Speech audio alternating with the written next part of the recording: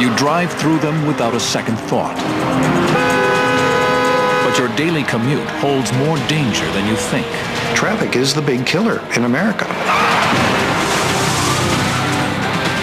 Learn how deadly design flaws, together with human error and arrogance, combine forces to create some of America's most dangerous intersections, and discover what you can do to avoid becoming another fatal statistic.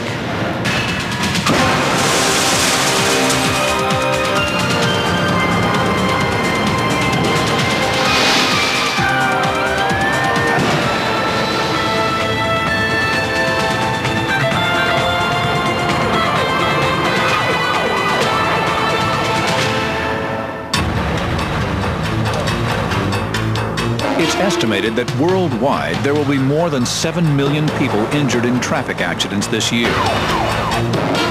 A third of them at intersections. In the United States alone, 1 million people will be injured trying to cross an intersection. 7,000 will die. Driving still claims, I think, 40,000 lives each year. We lost 55,000 in Vietnam, so it's almost the entire Vietnam War is being lost in a year in the United States. The problem is so pervasive that 1 out of 4 Americans knows someone who has either been killed or seriously injured in an intersection crash. We've got to be sensitive to the fact that if we have a chance to die this day, it's not going to be up in the airplane, it's not going to be this or that, it's going to be driving in the car. The car. Few inventions since the development of agriculture some 12,000 years ago have had a more profound effect on the way we live. Cars affect practically every aspect of our lives ever since they were adopted widely at about the turn of the century. They affect how we live, how we work, how we play. What a difference a century makes. Just 100 years ago, there were only 8,000 cars on the road, and only the rich could afford them. And then as they become less expensive, manufacturers achieve a certain economy of scale, then everybody can afford them eventually. And that's what Henry Ford did beginning in about 1909 with the Model T. This is a car that sold at the beginning for a little over $800 and at one point was down into the 400s. You could buy one as cheaply as that. That put everybody on wheels. By 1910, there were nearly 500,000 cars on America's highways, and with every year, those numbers multiplied dramatically. During the 30s and 40s, early 50s, people became 2-car families. There were 2-car garages, and you had to have both of those spaces filled. And now, look at the new homes they're building. Most of them have 3-car garages. Now we're 3-car families. Today, there are some 600 million vehicles worldwide, half of them in the United States, where in many cases the car has become an extension of self.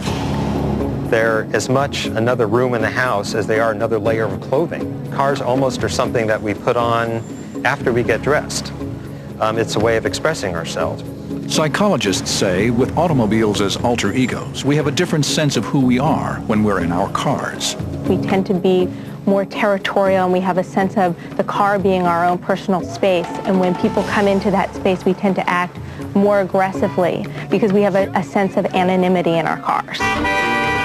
Anonymity, aggression, and sheer traffic volume are a volatile mix on any road. But at an intersection, they're a lethal combination.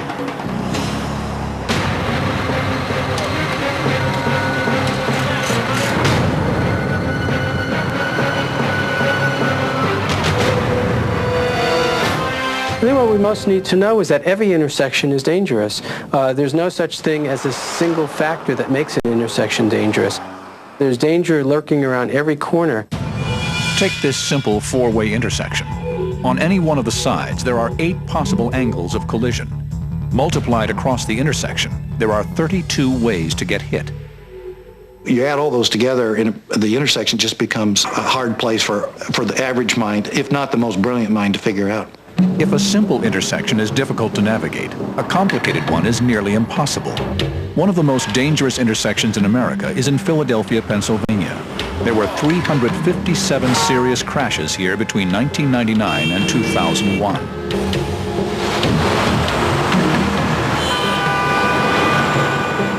What makes Grant and Roosevelt particularly dangerous, in our view, is just the width of the intersection. This intersection consists of 14 different lanes of traffic. Vehicles turning left on the green light have the option of entering 6 different lanes.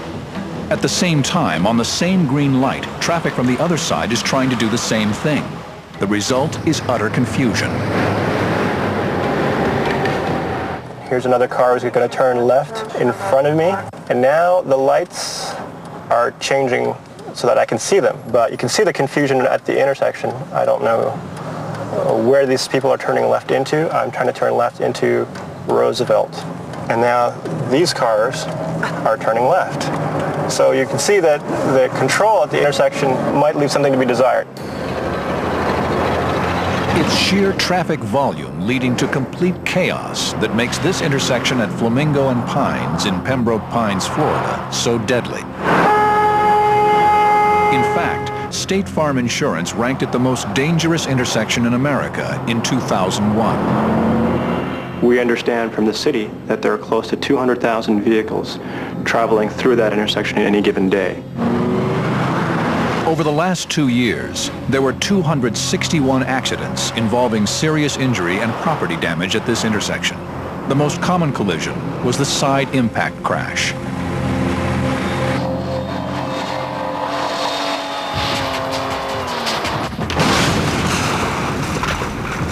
Side impact, or the T-bone crash, accounts for more than 80,000 deaths and injuries every year in the U.S.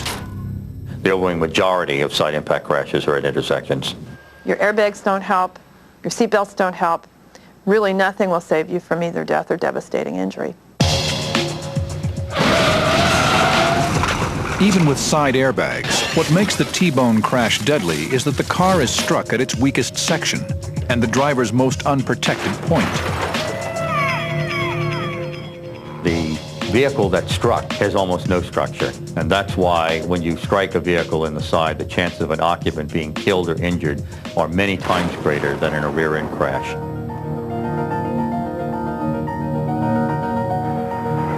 Large, complicated intersections are not the only place side impact crashes occur. Every 24 hours in the United States, 10 people are killed at stop sign intersections.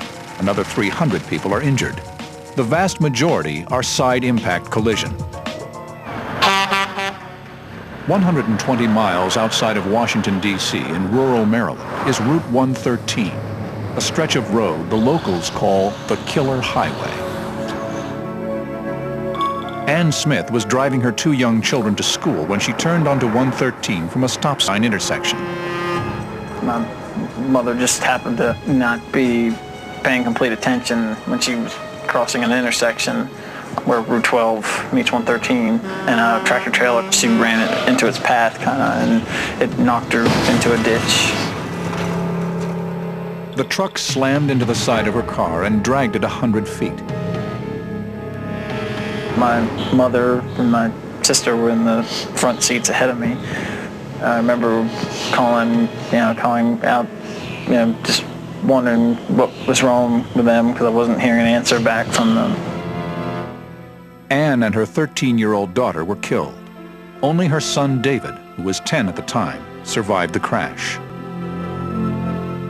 I had a broken femur bone on my right leg, and broke my collarbone, and had several chipped teeth. I got glass stuck in my head. I had like a cake of blood and glass on the side of my head. It was not the first time David had lost a family member to Route 113.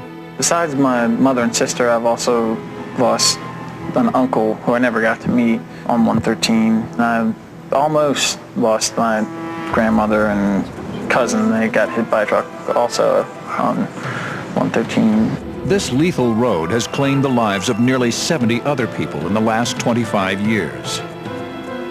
The house we grew up was right on the highway, so it was always kind of lurking behind us, and it felt kind of like a curse almost.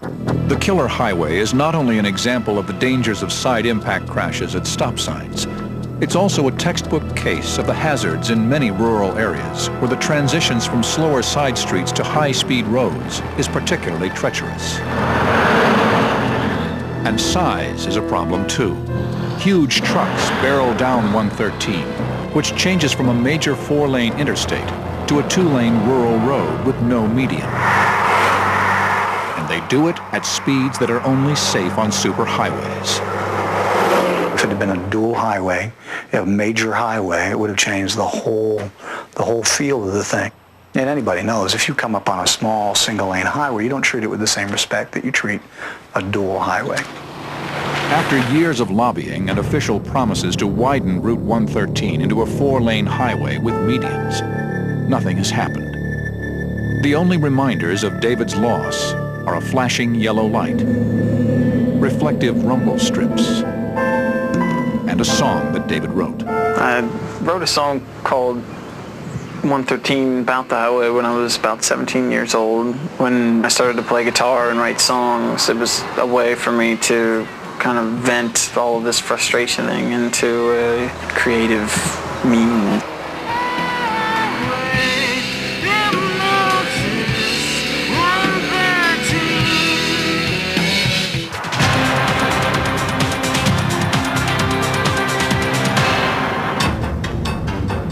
Most people think intersections with traffic signals are much safer than those with stop signs. Richard Retting of the Insurance Institute for Highway Safety disagrees. We've come to rely very heavily in this country on traffic signals, and while they are beneficial, are not necessarily the best form of traffic control.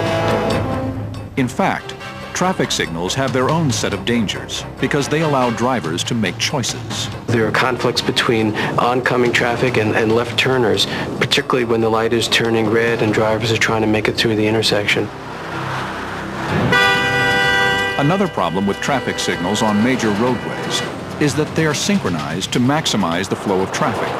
On the most heavily traveled streets, the lights are green most of the time, encouraging drivers to speed through the intersection.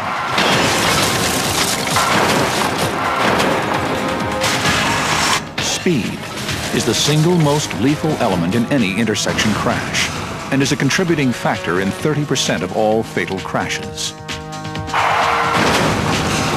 People need to realize that they are driving a very heavy, what I would consider a weapon, at high speeds in which they can inflict a lot of damage and injury. For every 10 miles an hour increase in the impact speed, the chance of death doubles for a driver, so that a driver that crashes at 40 miles an hour has twice the chance of being killed as a driver who crashes at 30 miles an hour.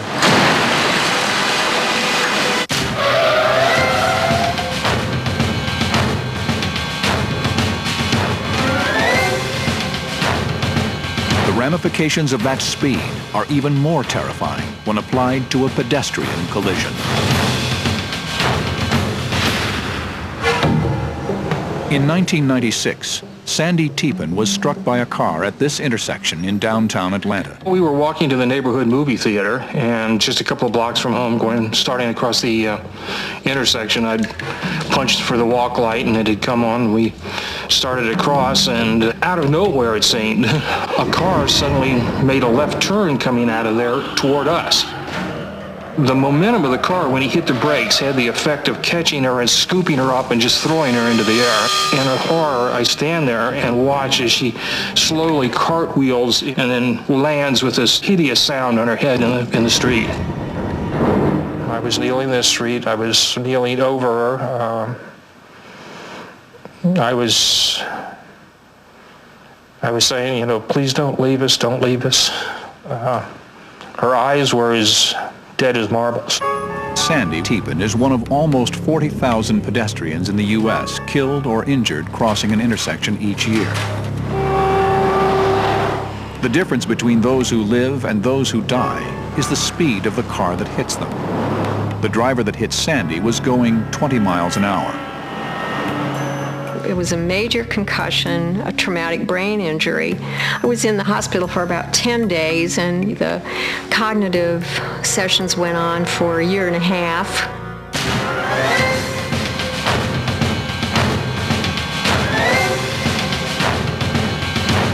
Experts say pedestrians like Sandy, who are hit at 20 miles per hour, have a 95% chance of surviving the collision. At 40 miles per hour, that drops to only 13%. That's the problem on Queens Boulevard in New York. The posted speed on this 12-lane road is 30 miles per hour, but almost no one obeys the law. Queens Boulevard is designed from a driver's point of view as a high-speed roadway. People are used to going 40, maybe 50 miles an hour on Queens Boulevard with very few stops. Since 1993, 76 pedestrians have been killed and thousands injured along what residents call the Boulevard of Death. My daughter Sophia was so kind. Zoya Leviev first lost her brother, then her daughter, 2 years apart, at the same intersection of Queens Boulevard and 67th Avenue. She was very frightened when she lost her girl, when we lost our uncle 2 years ago. After that, she was very afraid of even think of Queens Boulevard, not even crossing it. She always said, I have a bad feeling, so I'm afraid. I don't want to die like other people die here. Sophia was coming home from school, waiting on the median for the walk sign, when, according to witnesses, a speeding van veered up onto the median, knocking over the traffic light and killing the 14-year-old. When I saw her, I can't believe it. I was starting to talk. I was begging to God, please give life to her. Just she lives 14 years. Just 3 months ago, she asked me, I would like to live forever.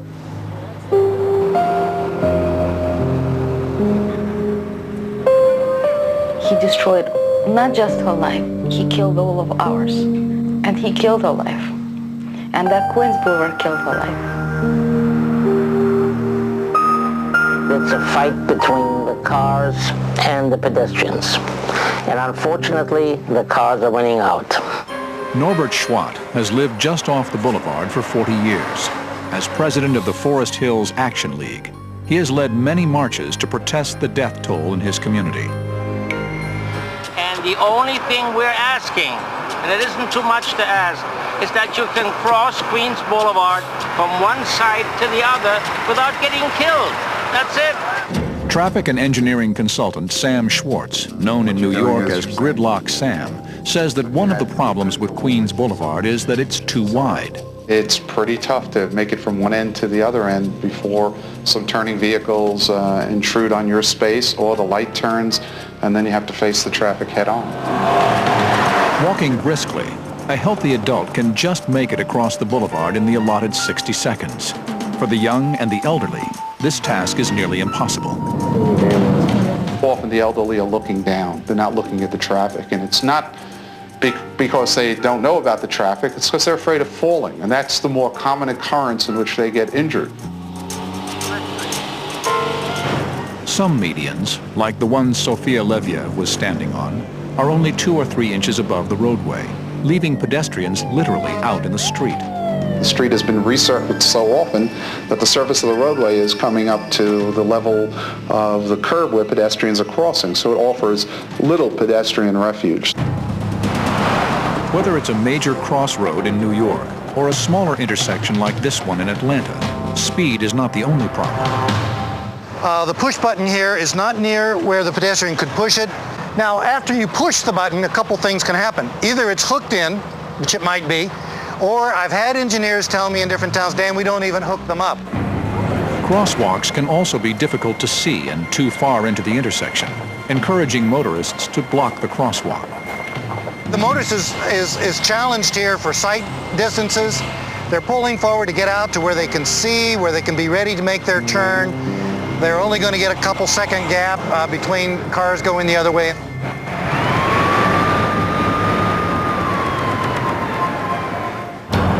The distances between intersections are designed to keep up traffic speed and volume, but that very spacing can pose the greatest risk to people on foot. Down the road behind me, it's about 1/3 of a mile to the next signal, between 1/3 and 1/2 a mile. In the other direction, it's between 1/3 and 1/2 a mile to the next intersection. And so it's a very difficult task to get pedestrians to walk that far out of their way when all they want to do is get across the street. But it's not just the distance that encourages pedestrians to jaywalk. It's a fear of the intersection itself. So it's easier to cross into the median because you only have to worry about traffic coming one way. Where you cross in the intersection like this, you got to worry about traffic coming this way, that way, and people running stop signs and stoplights.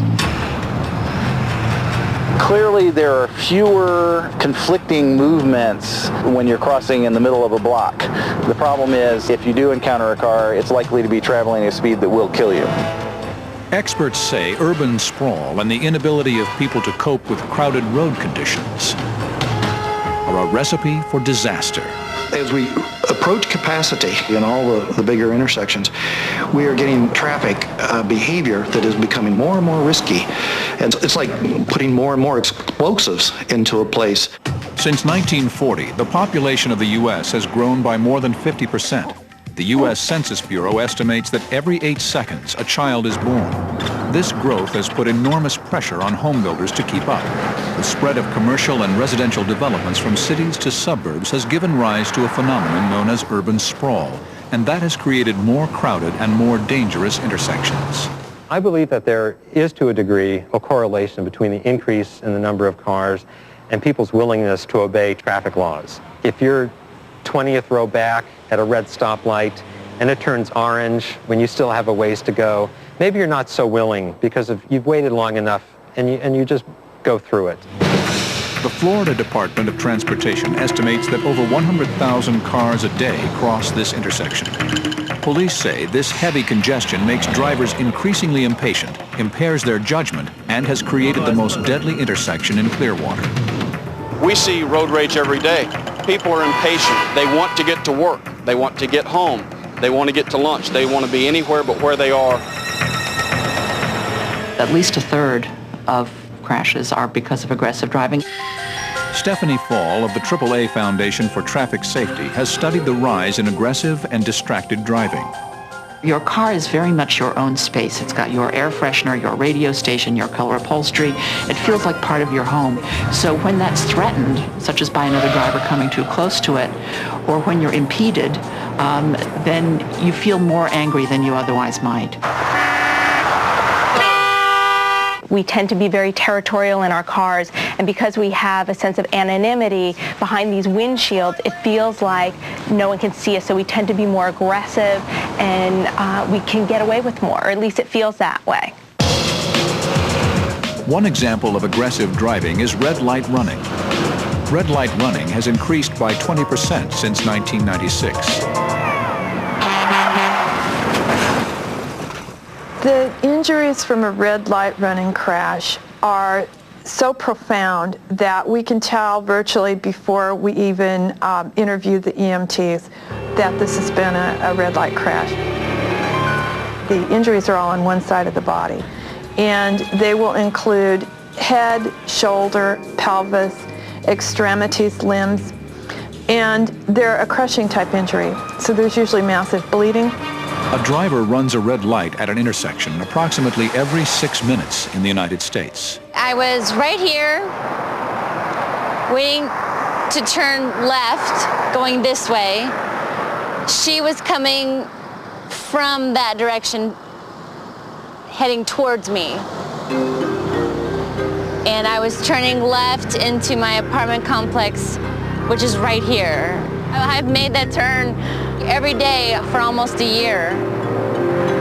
We were so close. Katie Hodge was driving her 18-month-old son, Blake, to her Phoenix home when a red light runner killed her only child. At the time of the accident, I was a single mother. My son was my life. I did nothing without first thinking of Blake. Oh, yummy. I love baby hugs. A pickup truck hit Hodge's car at 55 miles an hour. For the next 7 days, Hodge was in a coma. I remember having this feeling where I'm waiting for someone to come tell me that my son is okay. I can't see anybody, I can't talk, and then all of a sudden, this feeling comes over me that I am in a nightmare that I am never going to wake up from. No one ever had to tell me that Blake was gone. I just knew. The truck crushed into the side of Hodges' car, leaving a width of only 18 inches. She got out of the truck and started screaming, "I've killed a baby, I've killed a baby."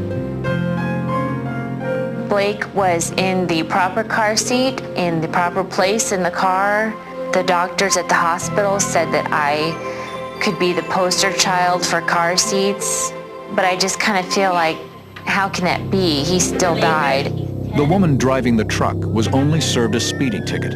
She never showed up for her court date, and at present, there is a warrant out for her arrest. Our culture has bred a sort of a narcissism. We all think about ourselves instead of society at large. We think, I want to make the light, I'm running late, not how is my action going to affect traffic? How is it going to affect other people around me? No one knows why the woman who killed Katie's 18-month-old son, Blake, failed to appear in court. But psychologists say that lack of responsibility for our individual actions has led to an increased willingness to disobey a variety of laws, including traffic laws. There's a sense that we can get away with it, that we can break these laws and go unpunished. But also we look around and we see other people breaking laws, and so we follow their lead. But it's a case of the blind leading the blind. Not only does this selfish behavior make us worse drivers, but people aren't equipped to drive well in the first place. One of the things that human beings are essentially very poor at is judging the rate of closure. That is, how fast something is coming at you or how fast something is moving away from you. Gerson Alexander is a human factors analyst. He says this inability to judge speed and distance makes navigating an intersection particularly treacherous. The difficulty that drivers have, particularly at long distance, is seeing a car coming in the opposite direction and being able to make the judgment whether or not I can make that turn safely before that car gets here. Add to that the general chaos of modern intersection. There's more information to process from more sources. That makes the task more complex and also makes surprises more likely. And when people are surprised, they tend to take longer to make decisions, and the decisions are more likely to be an error. Drivers also create their own distraction. People are doing things in their cars that they probably should have done before they left the house. They're eating, they're drinking, they're applying makeup and shaving. Even momentary distractions can be lethal. In only 2 seconds, a driver going 40 miles per hour covers 100 feet. That distance can make the difference between life and death at an intersection. And it did at the corner of Serrano Road and Lake Forest Drive in Irvine, California.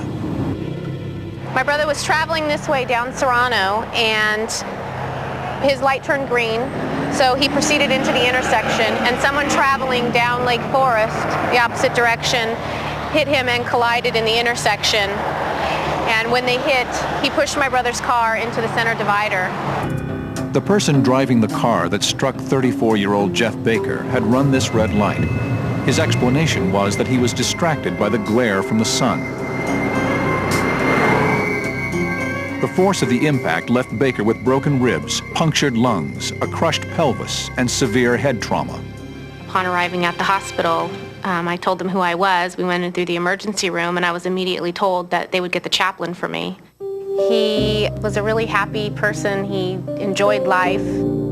His best day was on a bicycle, riding and spending time with his wife and his 2 boys.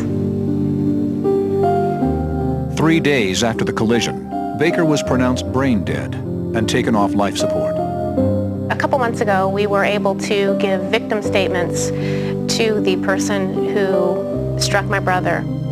And so my nephew decided he was going to write a letter to the judge. He wanted to tell the judge the things that he missed about his dad. And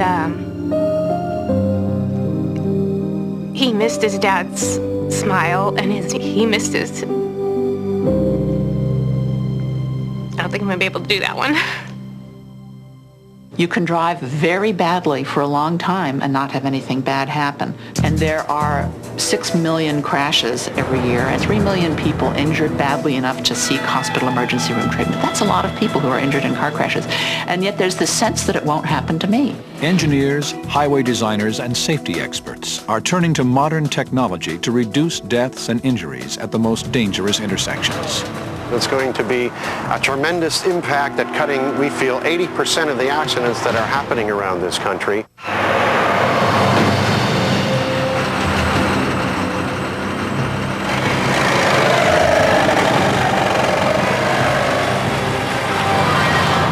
With death and injury on the rise at so many intersections, state and local officials are turning to technology for help. One of the most effective and controversial innovations is the red light camera designed to curb red light running. With a red light camera in place, you're going to be seeing whether there's a police officer physically present or not. Red light cameras are usually placed at the most congested and dangerous intersections and have a surprising effect on the intersections around them. In cities where they've had red light cameras in place for a number of years, they've found not only is there a 40% reduction in red light running, but there's a halo effect where other intersections that actually do not have red light cameras have a 50% reduction. A city where red light cameras are at work is Scottsdale, Arizona. Arizona has led the nation in red light running fatalities from 1992 to 1998. The intersections that were selected to receive photo enforcement cameras were decided upon by essentially the number of collisions that occurred at that particular location. Police Contract Administrator Richard Schmood says strips in the roadway are activated when the signal is red. As a car drives over the strip, after the signal light has turned red, it then snaps a photograph of the rear of the car in relationship to the intersection with the license plate, the condition of the signal light, and the speed. And then as the car passes through the intersection, it snaps another photograph identifying the driver. After the photograph is taken, it is reviewed by an officer who verifies the violation and the license plate number. The driver then receives a ticket in the mail. Initially, the citations were at a high volume, and then they've decreased over the years because now people are more aware of the cameras, and they don't run as many red lights as they did before. Although red light cameras have saved lives by reducing violations, there are some who say the cameras are an invasion of privacy. But law enforcement officers disagree. Grocery stores, banks, clothing stores all take your photograph without your knowledge. The photo enforcement camera is taking your photograph only when you either run a red light or violate the speed law. Another high-tech solution to red light running is found in the city of Irvine, California, test site of a system called Crossing Guard. Unlike other red light cameras which capture violations in pictures, Crossing Guard captures the entire violation using digital video. We determined that it was the most outstanding automated red light traffic system that there was because of the fact that our judges got to see the violation from start to finish. In fact, they actually could act as that third person or a witness at the scene and see the violation from start to finish. As the truck comes towards us, we know the light has just turned red. The truck now goes up the hill and goes completely out of frame, and we still haven't seen the violator coming down the hill. Eventually the violator comes into the picture and just fails to stop for the red light and goes directly through it. This video system comes not only with eyes, but with a brain. It's looking at traffic coming down the hill, and as traffic is approaching the intersection, if it predicts that a vehicle is going to run a red light, the computer then tells the system that it should start to videotape the violation. It then tells the intersections computer to hold the all red for the opposing traffic. So here, in essence, what we've created is a collision avoidance system. By keeping the intersection clear for the violator, collisions are avoided and lives are saved. At first, we were averaging approximately 180 collision avoidance activations at that intersection per month. We're now down to approximately 60 activations, which means that more people are stopping for the red light.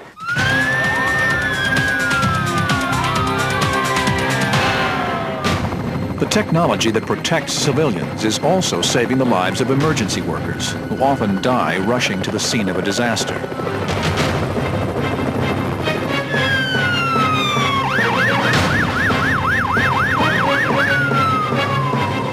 During every single year, approximately 40% of the firefighters that are killed in the line of duty are killed during an emergency response to or returning from an emergency. Nice move. After almost being hit by an emergency vehicle in the late 70s, Jim Davidson, along with Jet Propulsion Laboratory, developed a visual warning system called eViews.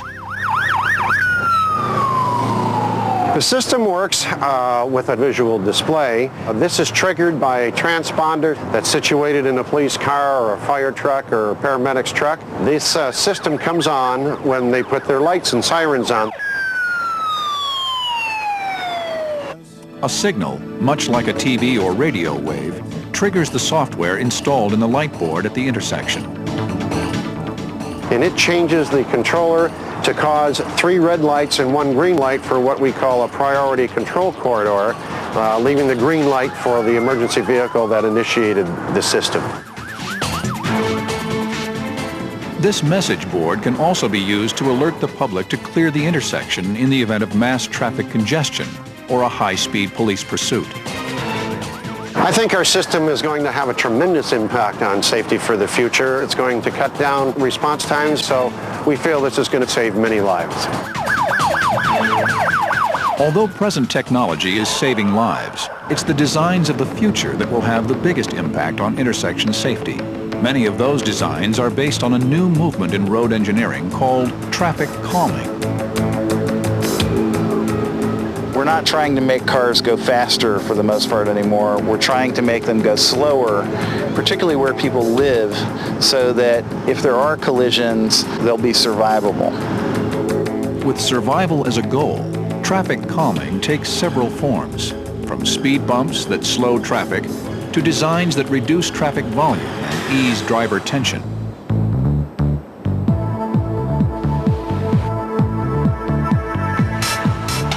Clearwater Beach, a popular tourist mecca, has about 100,000 residents, but receives over 1.5 million visitors every year. To handle the swell in traffic flow, the city recently completed construction of a modern roundabout at the entrance to Clearwater Beach. It's a challenge to any traffic system, and the roundabout has really accommodated that in a safe manner. Roundabouts are circular intersections that force traffic to move in the same direction at slower speeds. Really nothing else compares to roundabouts when it comes to safety. For instance, side impact or T-bone crashes, so common at conventional intersections, are virtually eliminated in a roundabout. Because all traffic moves in the same direction, it's impossible to have a right-angle collision. Also, most intersections are ruled by traffic signals that force drivers to wait through long red lights, which can encourage red light running. At most roundabouts, there are no traffic signals.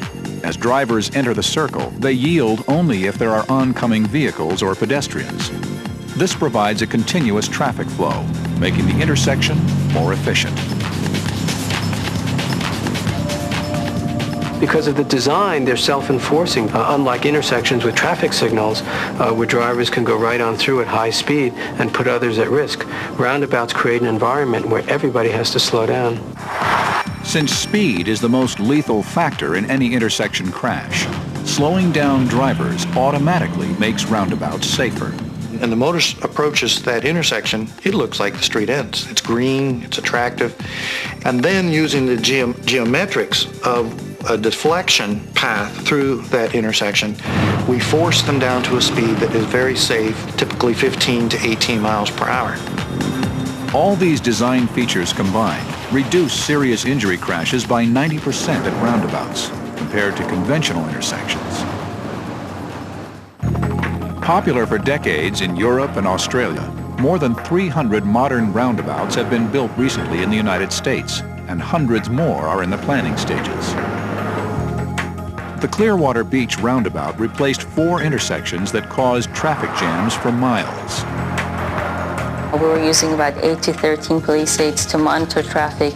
And during spring break, we're down to 3 police aids. We are reducing the backups. It has reduced the time not well spent by the drivers. And last but not least, the air pollution reduction. You know, stopping at 3 traffic lights and starting again produces a lot of air pollution. The project took a year and a half to build and cost only $9 million. As opposed to the $23 million it would cost to build an interchange. Another design intended to ease congestion and calm traffic is a single-point urban interchange. An interchange is a multi-leveled intersection that handles traffic coming on and off major highways. A single-point urban interchange, or SPUI, is different from a traditional interchange because it has a single set of traffic signals, is more compact, and handles higher traffic volume. This is the freeway. This is a major arterial roadway, and all the ramps for the left turns are served at a single point at which there will be a traffic signal for controlling the various movements. In Maryland, State Highway Engineer Tom Hicks has overseen the construction of several such interchanges and says SPUIs increase the flow of traffic and decrease the amount of time that drivers are forced to spend navigating interchanges. When you have more efficient use of time, you're going to have less delay, less congestion, hence more mobility. You're going to have less aggressiveness on the part of the drivers, hence a little bit more safety there. Plus you're going to have less stopped vehicles for other people to come in and run into, and no 90-degree accidents. But high-tech solutions and better highway designs are only part of the equation. When it comes to making intersections less deadly, the X factor is the human factor. When a red light runner slammed into Katie Hodges' car, it killed her 18-month-old son, Blake, and left her with a severe brain injury. I spent the next 3 weeks after the first week of being in a coma learning how to walk again, how to take care of myself, how to shower, how to stand, how to write, how to eat. Most importantly, she had to learn to deal with her anger and grief. It was the day that I found out that no criminal charges were going to be brought against the other driver that I got mad, and I called Red Means Stop. Red Means Stop is a community group in Arizona attempting to raise public awareness about red light running by putting a human face on the grim statistics. I have no idea how I have the strength to do any of this. How I can look at pictures of the accident, and I sometimes wonder if one day that's going to change. But for now, I want to talk about it. I know that he is always with me. Maybe somehow that makes me feel a little closer to him just for that moment.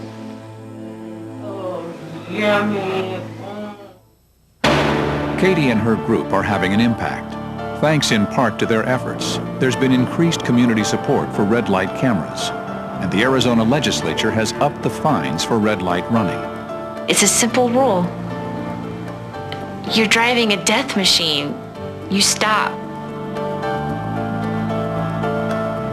All over the U.S., there are people like Katie Hodge fighting for safer intersections. Richard Redding of the Insurance Institute of Highway Safety says community pressure is the best way to bring about change. People own the streets and the people own the intersections. There's a lot that can be done at intersections. The motivation is often not there without a strong public demand for making intersections safer.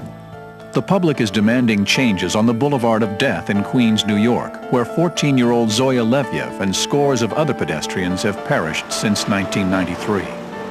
We have said time and time again that all we want is to be able to cross the 12-lane highway from one side to the other without getting killed. With 10,000 cars passing through Queens Boulevard every rush hour, engineer Sam Schwartz had to come up with a plan that would keep the traffic moving while ensuring the safety of pedestrians who have to cross 200 feet in less than 60 seconds. More than 70 people in the past 8 years have died trying to cross Queens Boulevard. Not everybody that sets out to cross it makes it to the other side. It's a bit of a minefield. The new plan limits the distance pedestrians have to travel at any given time to only 80 feet, widens the median islands and calls for the retiming of traffic signals so that the boulevard can be crossed in sections. Notice the service roads stop, but the main line keeps going. So now the person was able to get a third of the way across and just had to cross one single lane of traffic and had a lot of time to do it. Gridlock Sam says these kinds of changes are the least communities can do to keep their neighborhoods safe. We should approach design of city streets and roadways to make them almost idiot-proof. We have to make adjustments for the elderly, we have to make adjustments for children, and we even have to protect those that aren't too smart and just decide to run across a roadway. Let's make it as simple as possible, have fewer lanes crossing, and I think we'll still be able to move the traffic, and it'll be a lot safer. It was the citizens of Clearwater Beach, Florida, who fought for and got a roundabout that's making their streets safer. We felt that something should be done to slow the traffic down, and we also wanted it to look pretty and to have a differential between the commercial district and the residential district. In this way, it did all that. It's just exactly what we wanted. Communities can increase public awareness, advocate for better intersection design, and pass tougher laws. But in the end, the problem is not our intersections, but ourselves. It's not a highway problem per se. It's a problem of lack of respect for institutions more than it's a highway. So it's a societal problem, and we're not really very good at solving societal problems out on the highway. In order to address issues of personal responsibility in the culture at large, there's no easy answer, but we have to start at home, in our own homes. We have to take responsibility for ourselves. We have to teach our children to take responsibility and also model the behavior to them so that they will pass that on.